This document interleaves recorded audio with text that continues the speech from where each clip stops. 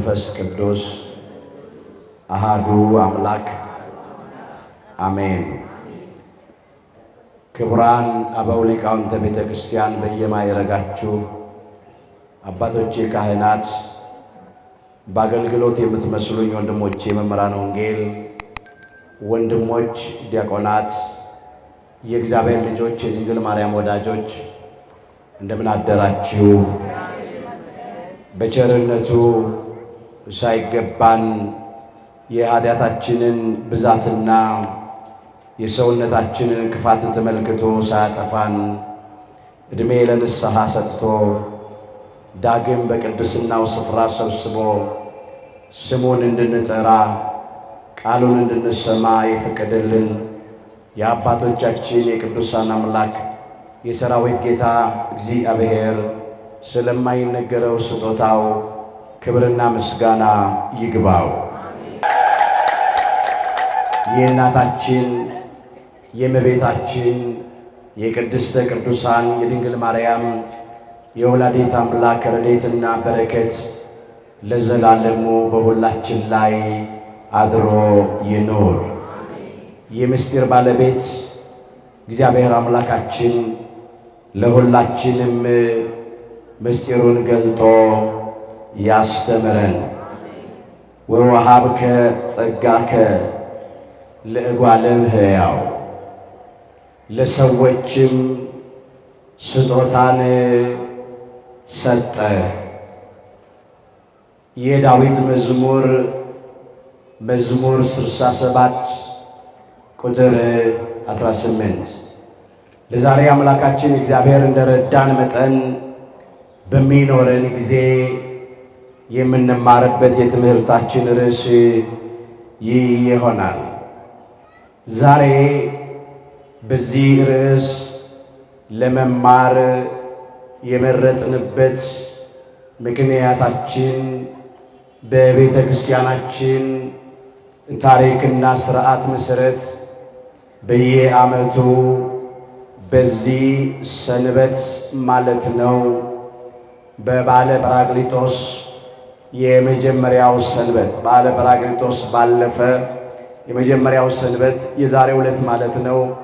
በዕለቱ በቅዳሴው መካከል እንዲሰበክ የታዘዘው የምስባክ ክፍል ስለሆነ ነው። ወወሃብከ ጸጋከ ለእጓለ እመሕያው፣ ለሰዎችም ስጦታን ሰጠህ። የዳዊት መዝሙር 67 ቁጥር 18 ላይ ኃይለ ቃሉ ተመዝግቦ እናገኘዋለን። ርዕሳችን ነው። አምላካችን እግዚአብሔር በነገር ሁሉ ማስተዋልን ይስጠን። አባታችን ክቡር ዳዊት አስቀድሞ እንዲህ እያለ ዘምሮ ነበረ። አረገ ውስተ አርያም ፄውከ ፄዋ ወወሃብከ ጸጋከ ለእጓለ እመሕያው እስመ ይክህዱ ከመ ይድሩ ነው ያለው። ወደ ላይ ባረክ ጊዜ ወይም ወደ ላይ ባረገ ጊዜ፣ ወደ ላይ በወጣ ጊዜ ምርኮን ማረከ፣ ለሰዎችም ስጦታን ሰጠ። አመፀኞች ከሃዲዎች ይድኑ ዘንድ እያለ አስቀድሞ ዘምሯል። ይህ ስለ ብዙ የተነገረ ነው። በመጀመሪያ በረድኤት አምላካችን እግዚአብሔር ያደረገውን ነገርና ለእስራኤላውያን የተደረገላቸውን ነገር ያመለክታል። ሕዝቡን እነሆ በመጀመሪያ ከግብፅ ከባርነት ቤት ነፃ እንዳወጣቸው ያመለክታል። ሌላው ሕዝበ እግዚአብሔር እስራኤል ዘሥጋን ከተማረኩበት ከተጋዙበት ከባቢሎን ከሰባ ዘመን የመከራ የስቃይ ኑሮ ነፃ እንዳወጣቸው የሚያመለክት ቃል ነው። ይህንን ያነሳል። አመፀኞቹ፣ ኃጢአተኞቹ፣ በደለኞቹ እስራኤል ዘሥጋን አምላካችን እግዚአብሔር በምሕረቱ በቸርነቱ በይቅርታው አድኗቸዋልና ከባቢሎን ወደ ኢየሩሳሌም መልሷቸዋል። ከእስራት ፈቷቸዋል። ቀንበራቸውን ሰብሮላቸዋል። ወጥመዳቸውን በጣጥሶላቸዋል። ይሄንን የሚያሳይ ነው። አመፀኞቹ እስራኤላውያን ከባቢሎን ወጥተው በኢየሩሳሌም ያድሩ ዘንድ ነው። ሀገረ እግዚአብሔር በምትባለው በኢየሩሳሌም ምድር ሀገረ ሰላም በምትባለው በኢየሩሳሌም ምድር አመፀኞቹ ያድሩ ዘንድ ማረካቸው። ከአሕዛብ እጅ ታደጋቸው፣ ነፃ አወጣቸው ማለት ነው። ምስጢሩ ፍጻሜው እንደዚህ ነው። ወደ ላይ አረክ፣ ምርኮንም ማረክ፣ ለሰዎችም ስጦታን ሰጠህ። አመፀኞች በዚያ ያድሩ ዘንድ ብሎ አንስቶታል። ይህ ስለ አዳምና ስለኛ ስለ ልጆቹ የተነገረ ቃል ነው።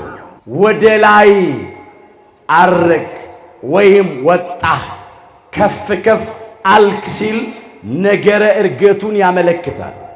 አምላካችን ጌታችን መድኃኒታችን ኢየሱስ ክርስቶስ ሞትን ድል አድርጎ መግነዝ ፍቱልኝ፣ መቃብር ክፈቱልኝ ሳይል በኃይሉና በስልጣኑ ከተነሳ በኋላ በአርባኛው ቀን በክብር ወደ ሰማየ ሰማያት ወጥቷል፣ አርጓል።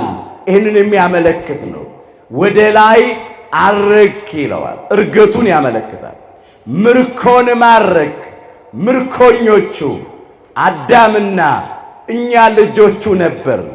የማረኩን ዲያብሎስና ሰራዊቱ ነበሩ። የተማረክነው ከገነት ወደ ሲኦል ነበረ። በሲኦል በባርነት ቤቱ ውስጥ ለ5500 ዘመን ሙሉ በመከራ በስቃይ በጨለማ ውስጥ እንኖር ነበር። አምላካችን ጌታችን መድኃኒታችን ኢየሱስ ክርስቶስ ከሲኦል ከባርነት ቤት ነፃ እንዳወጣን ያመለክታል። ምርኮን ማረክ፣ ለሰዎችም ስጦታን ሰጠህ። ለአዳምና ለእኛ ለልጆቹ ስጦታን ሰጠ። ተገፈን የነበርነውን ጸጋ መልሶ አለበሰን። ተነጥቀን የነበርነውን ልጅነት መልሶ ሰጠን። ሞታችንን በሞቱ ሽሮ ሕይወትን ሰጠን። ለሰዎችም ስጦታን ሰጠህ አለ። ወወሃብከ ጸጋከ ለእጓለ እመሕያው ርዕሳችን ነው። ለሰዎችም ልጆች ስጦታን ሰጠ። ብዙ ስጦታ ሰጥቶናል፣ እንመጣበታለን። መጀመሪያ ምስባኩን በቁሙ እንየው ብለን ነው። ለሰዎችም ስጦታን ሰጠ። ደግሞም አመፀኞች በዚያ ያድሩ ይኖሩ ዘንድ። አዳምና እኛ ልጆቹ አመፀኞች ነበር። በአባታችን በአዳምና በእናታችን በሔዋን ሁላችንን መናገር ነው። ገነትን የምታክል ቦታ እግዚአብሔርን የሚያክል ጌታ አጥተን እንኖር ነበረ። በመርገመ ሥጋ ላይ መርገመ ነፍስ፣ በሞተ ሥጋ ላይ ሞተ ነፍስ፣ በርደተ መቃብር ላይ ርደተ ሲኦል ተፈርዶብን እንኖር ነበር። በሥጋ ሞቶ ወደ መቃብር መውረድ፣ በነፍስ ሞቶ ወደ ሲኦል መውረድ የሞት ሞት ማለት ነው። ማንም ከዚህ ሊያድነን አልተቻለውም ነበረ። የእግዚአብሔርን ሕግ በመተላለፍ እምነትን በማጉደል አምላካችን እግዚአብሔርን በመበደል ሁላችን አመፀኞች ነበርንና ሁላችንም እንደ ርኩስ ሰው ሆነናል። በደላችንም እንደ ነፋስ ወስዶናል። ጽድቃችንም እንደ መርገም ጨርቅ ሆኖብናል።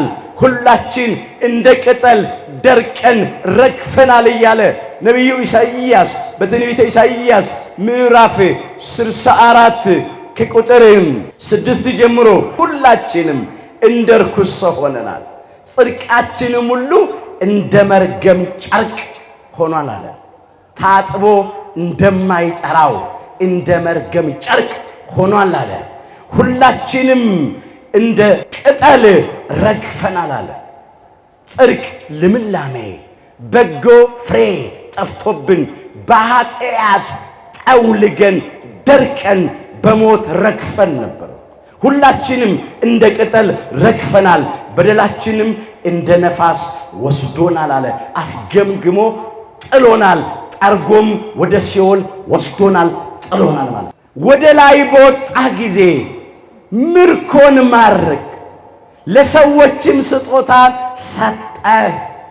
ደግሞ አመፀኞቹ በዚያ ያድሩ ዘንድ ይኖሩ ዘንድ የማይገባን እኛ ኃጢአተኞቹ እኛ በደለኞቹ በዚያ በሰማያዊቷ ኢየሩሳሌም ከገቡ መውጣት ካገኙ ማጣት በሌለባት በሰው ዓይን ባልታየች በሰው ልብ ባልታሰበች በሰው ጆሮ ባልተሰማች እግዚአብሔር ለወዳጆቹ ባዘጋጃት በርስተ መንግሥተ ሰማያት ለዘላለም በክብር እንኖር ዘንድ ይሄንን ሰጠን። ክብር ምስጋና ለአምላካችን ለእግዚአብሔር ይሁን።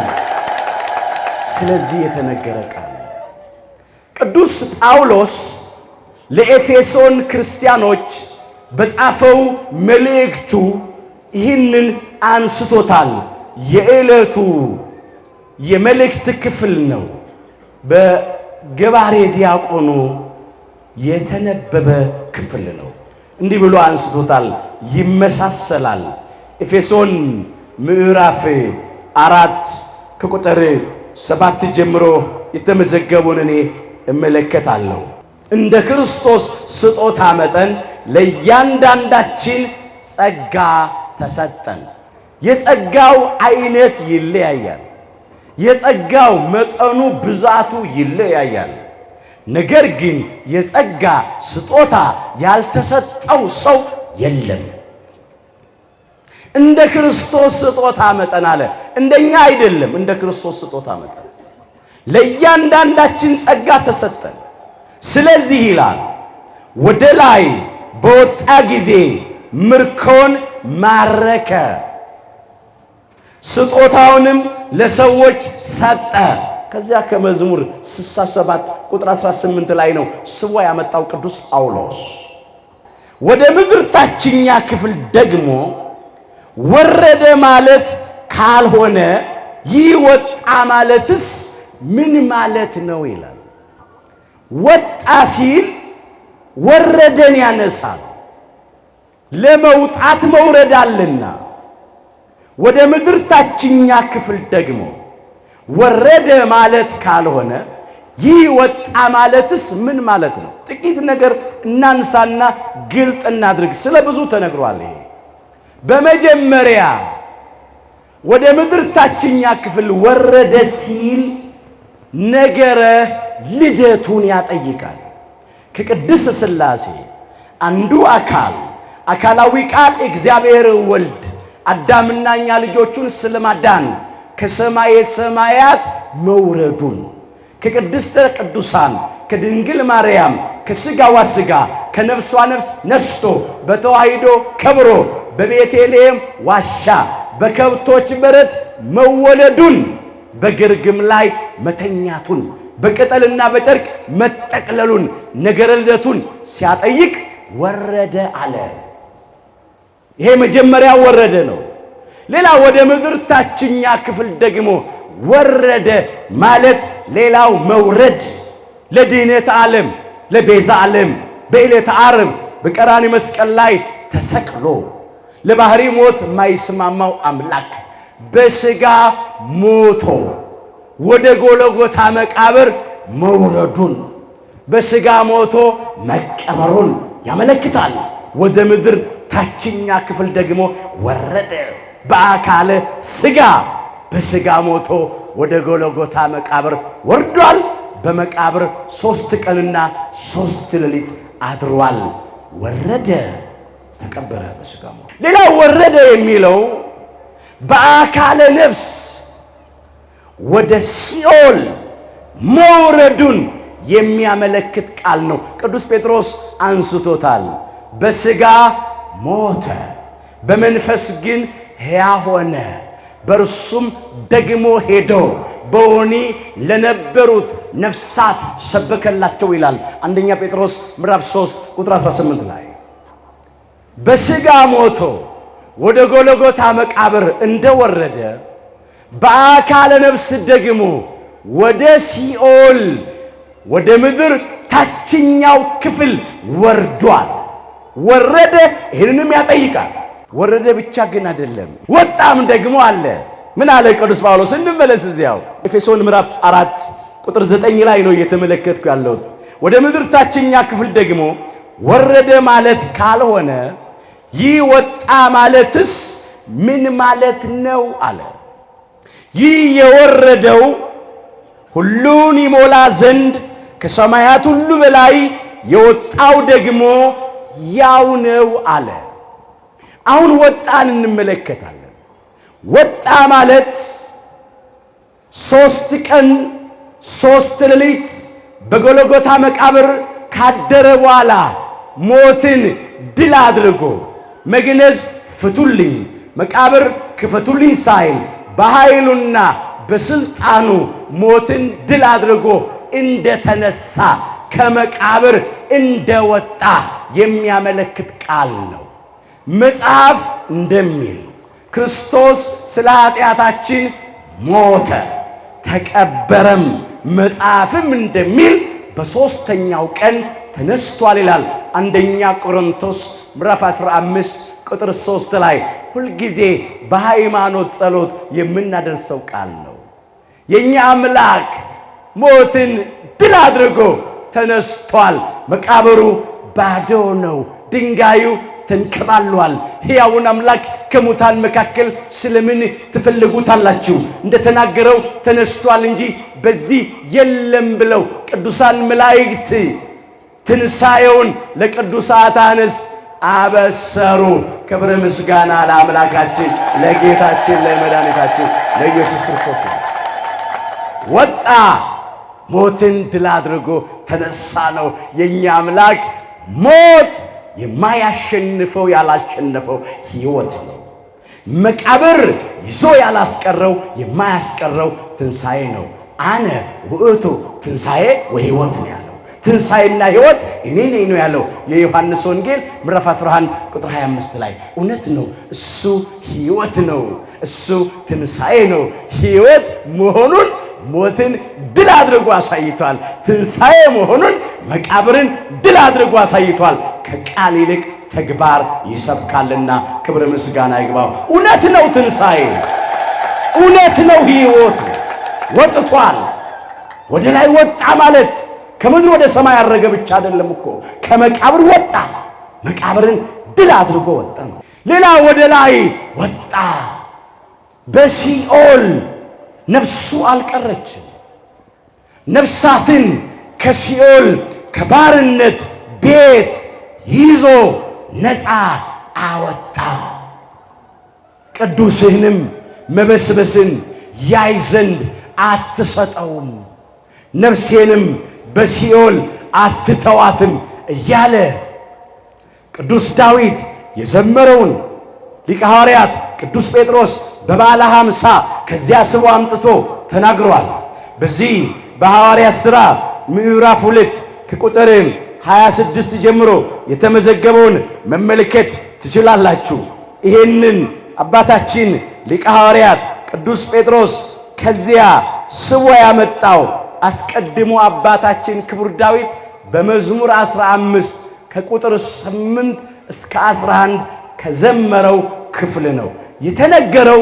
ስለ አምላካችን ስለ ጌታችን ስለ መድኃኒታችን ስለ ኢየሱስ ክርስቶስ ነው። ይህንን እንደዚህ ብሎ አምጥቶታል። እነሆ አለ ነፍሴን በሲኦል አትተዋትምና፣ ነፍሴን በሲኦል አትተዋትምና ቅዱስህንም መበስበስን ያይ ዘንድ አትሰጠውም።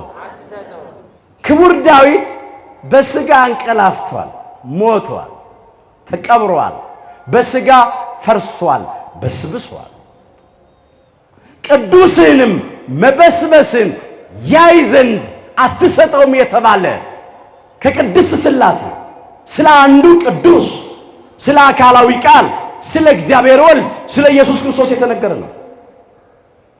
ቅዱስህንም መበስበስን ያይ ዘንድ አትሰጠውም። የአምላካችን የጌታችን የመድኃኒታችን የኢየሱስ ክርስቶስ ቅዱስ ሥጋው በመቃብር መፍረስን መበስበስን አላየም። ሙስና መቃብር አላገኘም። ቅዱስህንም መበስበስን ያይ ዘንድ አትሰጠውም ያለው ይሄንን ነው። ነፍሴንም በሲኦል አትተዋትም አለ። ነፍሱ በሲኦል አልቀረችም። ነፍሱ ድል አድራጊት ነፍስ ናት። አሸናፊት ነፍስ ናት። ነፍሳትን ነፃ ያወጣች ነፍስ፣ ዲያብሎስንና ሰራዊቱን ድል ያደረገች ነፍስ ናት። ክብር ለአምላካችን ለጌታችን ለመድኃኒታችን ለኢየሱስ ክርስቶስ። ሊቀ ሐዋርያት ቅዱስ ጴጥሮስ ይሄንን ይተረጉሟል። ራሱ እዚሁ የሐዋርያት ሥራ ምዕራፍ 2 ቁጥር 31 ላይ መዝግቦታል። ስለ ክርስቶስ ትንሣኤ ብሎ አስቀድሞ አይቶ ነፍሱ በሲኦል እንዳልቀረች ሥጋውም መበስበስን እንዳላየ ተናገረ። ስለማን? ስለ ክርስቶስ ትንሣኤ አስቀድሞ አይቶ ክቡር ዳዊት። ክብር ምስጋና ለአምላካችን ለእግዚአብሔር ይሁን። አስቀድሞ አየ ስለ ክርስቶስ ትንሣኤ ቅዱስ ዳዊት። እግዚአብሔር መንፈስ ቅዱስ ገለጠለት። ገና አምላካችን ኢየሱስ ክርስቶስ ከቅድስተ ቅዱሳን ከድንግል ማርያም ከመወለዱ ከአንድ ሺህ ዘመን አስቀድሞ የዘመረው መዝሙር ነው። ምን እያለ? ነፍሴን በሲኦል አትተዋትምና ቅዱስህንም መበስበስን ያይ ዘንድ አትሰጠውም። ይሄ ስለ ክርስቶስ ትንሣኤ። ስለዚህ ነፍሱም በሲኦል አልቀረችም። ወደ ላይ በወጣ ጊዜ ምርኮን ማረከ። ከሲኦል ከባርነት ቤት ነፍሳትን ነፃ አወጣ። ምርኮኞቹ በክርስቶስ ቤዛነት ከዲያብሎስና ከሰራዊቱ እጅ የተማረክነው ምርኮኞቹ እኛ ነን። በፍቅር የማረከን ክብር ምስጋና ይግባው። ፍቅር የሆነ አምላክ በፍቅር ማረከ። ይህን ያጠይቃል። ስጦታንም ለሰው ልጆች ሰጠ፣ አመፀኞች በዚያ ይኖሩ ያድሩ ዘንድ። የእሱ ዓላማ በመንግስቱ ለዘላለም በክብር እንድንኖር ነው። ሌላው ወደ ላይ በወጣ ጊዜ ምርኮን ማረክ፣ ለሰዎችም ስጦታን ሰጠ። ይሄ ደግሞ ነገረ እርገቱን ያመለክታል። ሞትን ድል አድርጎ በተነሳ በ40ኛው ቀን ከደብረ ዘይት በክብር ወደ ሰማየ ሰማያት አረገ። አርገ እግዚአብሔር በይባቤ ወእግዚእነ በቃለ ቀርን ዘምሩ ለአምላክነ ዘምሩ ዘምሩ ለንጉሥነ ዘምሩ እንዳለ ክቡር ዳዊት እግዚአብሔር በእልልታ አረገ። አምላካችን ጌታችን በመለከት ድምፅ አረገ። ዘምሩ ለአምላካችን ዘምሩ፣ ዘምሩ ለንጉሳችን ዘምሩ፣ ለአማልክት አምላክ ለነገስታት ንጉስ ለአምላካችን ለጌታችን ለመድኃኒታችን ለኢየሱስ ክርስቶስ ዘምሩ አለ። ክብር ምስጋና ይግባው። የምስጋና ቃል መዝሙር 46 ቁጥር 5 ላይ ተመዝግቧል። እግዚአብሔር በመለከት ድምፅ አረገ፣ አምላካችን በእልልታ አረገ። ዘምሩ ለአምላካችን ዘምሩ፣ ዘምሩ ለንጉሳችን ዘምሩ። ይህንን ያጠየቀው እስቲ በሉ ከኔ ጋራ ከሰማይ ከወረደው በቀር በሉ ወደ ሰማይ የወጣ ማንም የለም፣ እሱም በሰማይ የሚኖረው የሰው ልጅ ነው። የዮሐንስ ወንጌል ምዕራፍ 3 ቁጥር 13 ላይ ተመዝግቧል። ከሰማይ ከወረደው በቀር አለ። ከሰማይ ወረደ ሲል ነገረ ልደቱን ያመለክታል። ወደ ምድር ታችኛ ክፍል ወረደ ሲል በሥጋ ሞቶ ወደ ጎልጎታ መቃብር መውረዱን ያመለክታል። ሌላው ወረደ ሲል ወደ ሲኦል መውረዱን ያመለክታል። በአካል ነፍስ ይህንን ሁሉ ያመለክታል። ወረደ ከሰማይ ከወረደው በቀር ከሰማይ ሰማያት የወረደው እሱ ነው። ከድንግል ማርያም የተወለደው እሱ ነው። በሥጋ ሞቶ ወደ መቃብር የወረደው እሱ ነው። በአካል ነፍስ ወደ ሲኦል የወረደው እሱ ነው። ወደ ሰማይ የወጣ ማንም የለም። ሞትን ድል አድርጎ የተነሳው እሱ ነው። ነፍሳትን ከሲኦል ከባርነት ቤት ነፃ ያወጣው እሱ ነው። በክብር ወደ ሰማይ ሰማያት የወጣው ያረገው እሱ ነው። ከሁለት አካል አንድ አካል፣ ከሁለት ባህሪ አንድ ባህሪ በተዋሂዶ የከበረ ወልደ አብ ወልደ ማርያም ወልድ ዋሂድ ስግው ቃል ሰው የሆነ አምላክ አምላካችን ጌታችን መድኃኒታችን ኢየሱስ ክርስቶስ ነው። ይህንን ቅዱስ ጳውሎስ ጠቅልሎ ያመጣው ይህ የወረደው ሁሉን ይሞላ ዘንድ ከሰማያት ሁሉ በላይ ሰባቱን ሰማያት አልፎ የወጣው ማለት ነው። ከሰማያት ሁሉ በላይ የወጣው ደግሞ ያው ነው። አንድ አካል አንድ ባህሪ አምላካችን ጌታችን መድኃኒታችን ኢየሱስ ክርስቶስ ነው። ክብርና ምስጋና ለአምላካችን ለጌታችን ለመድኃኒታችን ለኢየሱስ ክርስቶስ። ለሰው ልጆች ስጦታን ሰጠህ ነው ያለው። ለጊዜው አምላካችን ጌታችን መድኃኒታችን ኢየሱስ ክርስቶስ ለ120 ቤተሰብ ስጦታ ሰጥቷል። ከማረጉ አስቀድሞ እንዲህ ብሏቸው ስለነበረ ወናሁ አነ እፌኑ ተስፋሁ ለአቡየ፣ እኔም አባቴ የሰጠውን ተስፋ እልክላችኋለሁ። ወአንትሙሰ ንበሩ ሀገረ ኢየሩሳሌም እስከ ትለብሱ ኃይለ ማርያም፣ እናንተ ግን ከላይ ካረያም ከላይ ከሰማይ ኃይል እስክትለብሱ የመንፈስ ቅዱስን ኃይል የመንፈስ ቅዱስን ጸጋ ጥበብ እስክትቀበሉ ድረስ በኢየሩሳሌም ከተማ ተቀመጡ ነው ያላቸው። የሉቃስ ወንጌል ምዕራፍ 24 ቁጥር 49 ላይ ለጊዜው ለቅዱሳን ሐዋርያት የተናገረው ቃል ነው። ፍጻሜው እስከ ዕለተ ምጽአት ድረስ ለሚነሱ ለሰው ልጆች በሙሉ የሚሰጥ ስጦታ ነው። በቃሉ መሰረት ባረገ በ10ኛው ቀን ሞትን ድል አድርጎ በተነሳ በ50ኛው ቀን ጸጋ መንፈስ ቅዱስን ለ120 ቤተሰብ ሰጠ። ይህንን ነው ለሰዎችም ስጦታን ሰጠ ያለው። ሌላው ምስጢር ነው። የመንፈስ ቅዱስ ጸጋ ለሰው ልጆች ተሰጠ። አምላካችን ጌታችን መድኃኒታችን ኢየሱስ ክርስቶስ በከፈለው መስዋዕትነት በፈጸመው ቤዛነት የሰጠንን ስጦታ ብቻ አይደለም፣ እውነት ነው። ቅዱስ ሥጋውን ቆርሶ ሰጥቶናል። ክቡር ደሙን አፍስሶ ሰጥቶናል። ነፍሱን ለመስቀል ሞት አሳልፎ ሰጥቶ የኛን ሞት ወስዶ የሱን ሕይወት ለኛ ሰጥቶናል። ይህ ብቻ ደግሞ አይደለም፣ ጸጋ መንፈስ ቅዱስንም ደግሞ ሰጥቷል። ወላጆች እንደሞቱባቸው ልጆች አልተዋችሁም አለ። ወደ እናንተ እንደገና እመጣለሁ አለ። የዮሐንስ ወንጌል ምዕራፍ 14 ቁጥር 18። እንግዲህ እሱ ከሄደ እሱ ለጊዜው በሥጋ ከሞተ እኛ ምን ይውጠናል አሉ እነ ቅዱስ ጴጥሮስ። ሁሉን ትተን ተከትለንሃል፣ ከዋልክበት ውለናል፣ የእጅህን ታምራት አይተናል፣ የቃልን ትምህርት ሰምተናል፣ ትሾመናለህ ትሸልመናለህ ስንልህ እንዴት እሞትባችኋለሁ ትለናለህ አሉት። አምላካችን ኢየሱስ ክርስቶስ ግን ወላጆች እንዳጡ ወላጆች እንደሞቱባቸው ልጆች አልተዋችሁም አለ። እንደገና እመጣለሁ አለ። በሥጋ ብሞት ብቀበር ለጥቂት ጊዜ ከእናንተ ብለይ እንደገና ሞትን ድል አድርጌ በትንሣኤ እመጣለሁ። እንደገና አያችኋለሁ። አዘናችሁ ለደስታ ለቅሷችሁ ለሳቅ ይቀየራል። እኔ የምሰጣችሁን ደስታ ማንም አይወስድባችሁም አለ።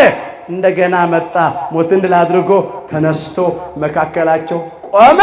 ሰላም ለእናንተ ይሁን አላቸው።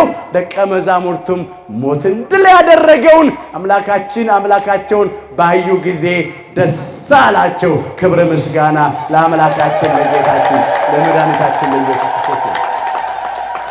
ሌላ ወላጆች እንደሌላቸው ወላጆች እንደሞቱባቸው ልጆች አልተዋችሁም።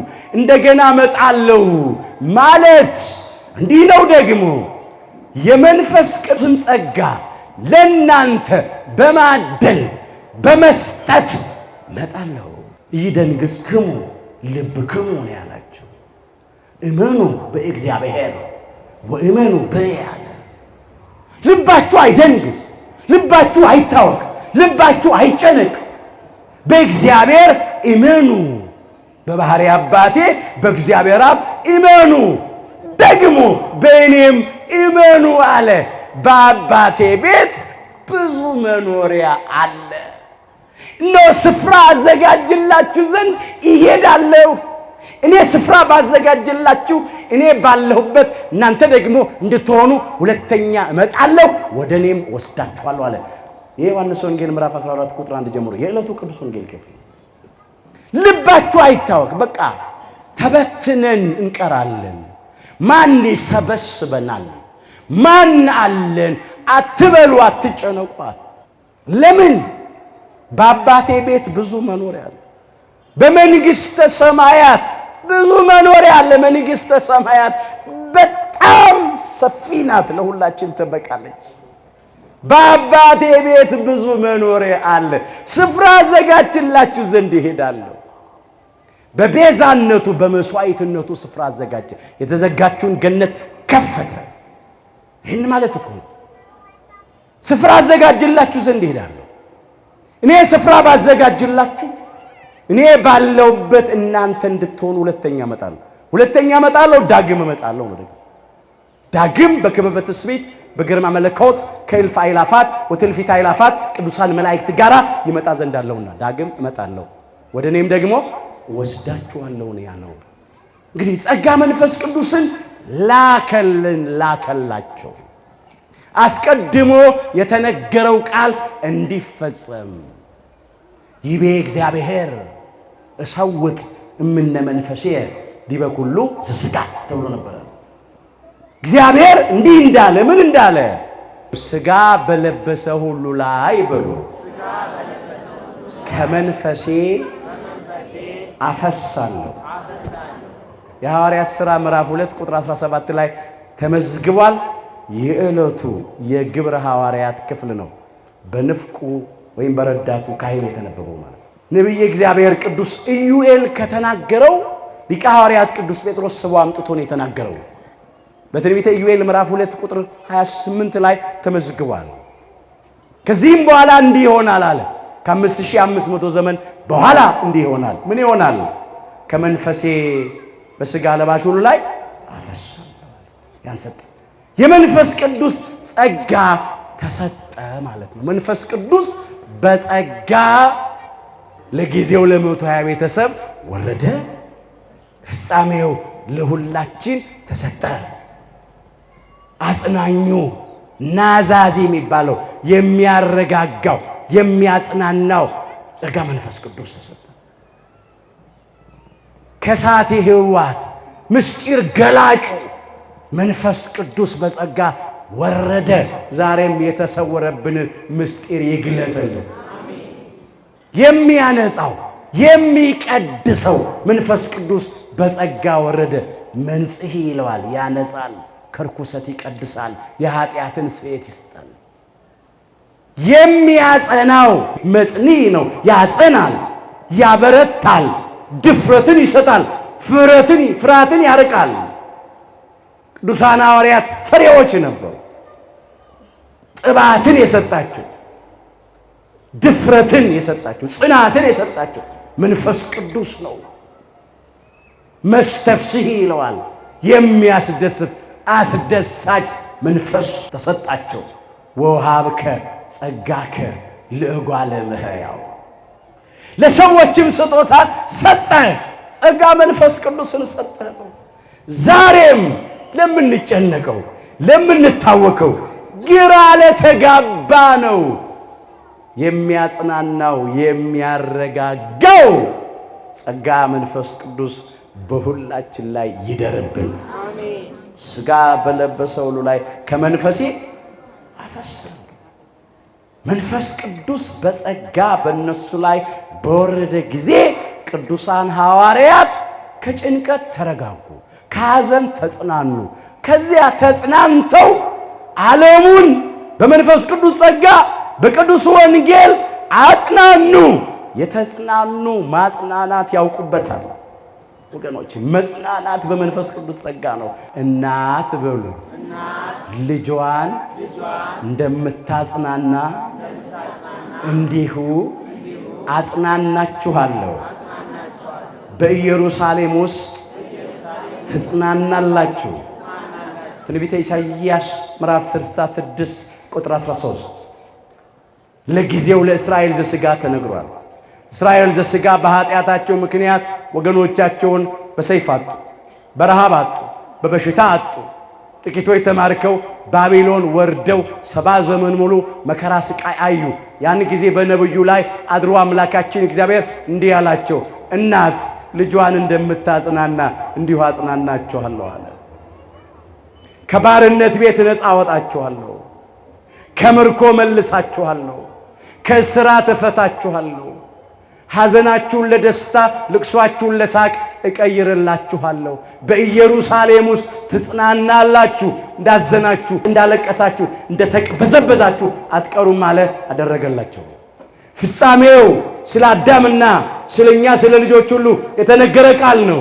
እናት ልጆቿን እንደምታጽናና አምላካችን እግዚአብሔር እኛን ልጆቹን አጽናንቶናል፣ ያጽናናናል። ከእናት ይልቅ እናት ነው፣ ከአባትም ይልቅ አባት ነው። ወገኖቼ አትጨነቁ፣ አይዟችሁ፣ ልባችሁ አይደንግጥ፣ አይፍራ፣ አይታወክ። በባህሪው ሞት የሌለበት በመንግስቱ ሽረትና ህልፈት ለውጥ የሌለበት ፍቅር የሆነ አምላካችን እግዚአብሔር አባታችን ነው። እሱን ይዘን የምናጣው ነገር የለም። እኛንም ዛሬ እግዚአብሔር እንዲህ ይለናል፣ እናት ልጇን እንደምታጽናና እንዲሁ አጽናናችኋለሁ። ወላጆች እንደሞቱባቸው ልጆች አልተዋችሁም። የሚያበላቸው፣ የሚያጠጣቸው፣ የሚያለብሳቸው፣ የሚንከባከባቸው ወላጆች እንዳጡ ልጆች አልተዋችሁም ይላል። ሥጋውን ቆርሶ የሰጠን፣ ደሙን አፍስሶ የሰጠን፣ ነፍሱን ለመስቀል ሞት አሳልፎ የሰጠ፣ ራሱን የሰጠ አምላክ ምን ይከለክለናል? ብል የሚበላው ጨርቅ ነው፣ የሚሻግት እንጀራ ነው፣ ምድራዊ መጠለያ ነው፣ ትዳር ነው፣ ፍሬ ልጅ ነው፣ ጤንነት ነው፣ ሰላም ነው፣ ደስታና እርካታ ነው። ይሄ በሱ ፊት እጅግ በጣም ቀላል ነው። የመጨረሻ ስጦታ ራሱን ሰጥቷል። እባካችሁ እናመስግነው። ምን ከፍለዋል? ቅዱስ ጳውሎስ አለ እኮ ስለማይነገረው ስጦታው ብሎ እግዚአብሔር ይመስገን። ቋንቋ አጣ። ወዋብከ ጸጋከ ለእጓለ እመሕያው ለሰዎችም ስጦታ ሰጠ። ስንቱን እንነገረው? ስለማይነገረው ስጦታው እግዚአብሔር ይመስገን። ስለዚህ የማይሰጠን ነገር የለም። ልባችሁ አይታወክ፣ አይፍራ፣ አይደንግጥ፣ አይጨነቅ ይላል። አንዳንድ ጊዜ ወይ በግል ሕይወታችን ወይም በቤተሰብ ወይም በማህበራዊ ሕይወት ወይም እንደ ሀገር ወይም በቤተ ክርስቲያን ጉዳይ የተጨነቅን ያለው። ዛሬ ማን ነው የማይጨነቀው? የጭንቀቱ አይነትና መጠን ይለያያል። በቀጥታ ወይም በተዘዋዋሪ መንገድ፣ በአንድ ወይም በሌላ መንገድ የተጨነቅን ያለ ነው። ግን ልባችን አይጨነቅ፣ አይደንግጥ። እናት ልጇን እንደምታጽናና እንዲሁ አጽናናችኋለሁ። በኢየሩሳሌም ውስጥ ትጽናናላችሁ። ቤት ውስጥ ትጽናናላችሁ። በኢየሩሳሌም ለጊዜው እስራኤል ዘሥጋ በኢየሩሳሌም ተጽናንተዋል። ከምርኮ ተመልሰው ከባርነት ቤት ነፃ ወጡ። 120 ቤተሰብ በኢየሩሳሌም ከተማ ተቀመጡን የተባሉት በኢየሩሳሌም ከተማ በቆሙ በዚያ ቆይተው ከሰማይ በወረደላቸው በመንፈስ ቅዱስ ጸጋ ተጽናንተዋል።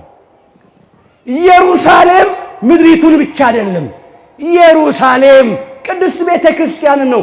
ዛሬ እኛ የምንጽናናባት ኢየሩሳሌም ቅዱስ ቤተ ክርስቲያን ናት። ኢየሩሳሌም ማለት ሀገረ ሰላም ማለት ነው። የሰላም ሀገር፣ የሰላም ከተማ ማለት ነው። የሰላም አምላክ፣ የሰላም አባት፣ የሰላም አለቃ፣ የሰላም ንጉሥ አምላካችን እግዚአብሔር በረድኤት በጸጋ በመንፈስ የሚያድርባት ኢየሩሳሌም ቅድስት ቤተ ክርስቲያን ናት። አምላካችን እግዚአብሔር ዛሬም የሰላም መስቀል በተተከለባት የሰላም ወንጌል በሚሰበክባት በኢየሩሳሌም ቅድስት ቤተ ክርስቲያን ለሁላችንም መጽናናቱን ያድለን። ሌላው ቅዱሳን ሐዋርያት በኢየሩሳሌም ከተማ ሲጽናኑ አማናዊት ኢየሩሳሌምን በመካከላቸው አድርገው ነው። ኢየሩሳሌም አማናዊቷ ኢየሩሳሌም ቅድስተ ቅዱሳን ድንግል ማርያም ወላዲተ አምላክ ናት። የሰላምን አምላክ፣ የሰላምን አባት፣ የሰላምን አለቃ፣ የሰላምን ንጉሥ ሰላማዊው ኢየሱስ ክርስቶስን ወልዳ የሰጠችን ማሂደረ መለኮት ቅድስተ ቅዱሳን ድንግል ማርያም አማናዊቷን ኢየሩሳሌም አማናዊቷን ታቦት በመካከላቸው ከበው በኢየሩሳሌም ከተማ ሳሉ አጽናኙ መንፈስ ቅዱስ በጸጋ ወረደ። ኢየሩሳሌም ድንግል ማርያም ባለችበት መንፈስ ቅዱስ አጽናኙ ለኛም ይወርዳል። ክብር ምስጋና ለአምላካችን ለእግዚአብሔር ይሁን። በቅድስተ ቅዱሳን በድንግል ማርያም በአማናዊቷ ኢየሩሳሌም ቃል ኪዳን እንተማመን። የእናት ልመና ፊት አያስመልስ አንገት አያስቀልስ ነው። ሲሆን በውድ ሳይሆን በግድ ነው። እሷን ይዘን የምናጣው ነገር የለም።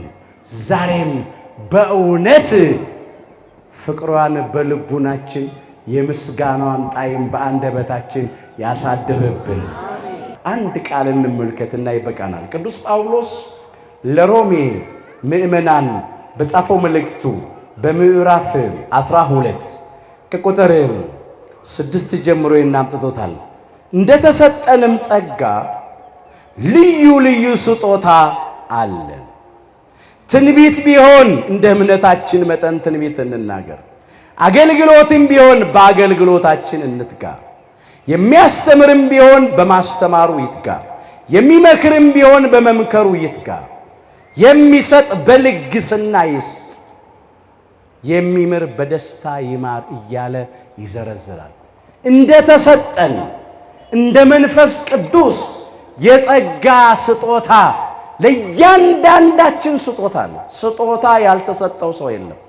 ለሰው ልጆችም ስጦታን ሰጠ ይላል። የምንሰብክበት፣ የምንዘምርበት፣ የምንቀድስበት፣ ታምራት የምናደርግበት፣ የምናስታርቅበት፣ የምንመክርበት ጸጋ ከእግዚአብሔር የተሰጠ ነው። በተሰጠን ጸጋ በትጋት እንድናገለግልበት አምላካችን እግዚአብሔር ሁላችን ይርዳን። በተለይም ከጸጋ ሁሉ የሚበልጠውን ጸጋ ፍቅርን ለሁላችን ይስጠን። እንደ አንድ ልብ መካሪ፣ እንደ አንድ ቃል ተናጋሪ ሆነው ሳሉ ነው መንፈስ ቅዱስ በጸጋ የወረደው። ስጦታውንም የሰጣቸው። እኛም ዛሬ በኢየሩሳሌም በቅድስት ቤተ ክርስቲያን ስንቆይ አማናዊት ኢየሩሳሌም ቅድስተ ቅዱሳን ድንግል ማርያምን በቃል ኪዳኗ ታምነን ስንከባት፣ ስንማጸናት፣ ስንጠራት በልባችን ፍቅርን ገንዘብ እናድርግ። ፍቅር ባለበት የመንፈስ ቅዱስ ጸጋ አለ። ዛሬም በእውነት ጸጋውን እንድንቀበል ፍቅር የተሞላ ልቡና ለሁላችንም ይስጠን። ከመለያየት መስማማትን፣ ከመነቃቀፍ መደጋገፍን፣ ከቂም በቀለኝነት ይቅር ባይነትን፣ ከመቃቃር መፈቃቀርን አምላካችን እግዚአብሔር ለሁላችን ያድለን። ወወሃብከ ጸጋከ ለእጓለ እመሕያው ለሰው ልጆችም ስጦታን ሰጠ። መዝሙር 67 ቁጥር 18 የሁላችንን መጨረሻችንን አምላካችን እግዚአብሔር በቸርነቱ ያሳምርልን። ይቆየን።